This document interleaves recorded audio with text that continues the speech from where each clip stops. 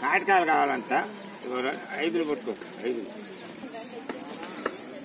ఎర్రవరం బాల ఉగ్ర నరసింహ స్వామి సన్నిధానంలో చూడొచ్చు. స్వామి సన్నిధానంలో ముమ్మరమైనటువంటి పనులైతే జరుగుతూ ఉన్నాయి. చూడొచ్చు, చాలా లోతు తీశారు. చాలా బండరాళ్లు బయటకు వెళ్తా ఉన్నాయి.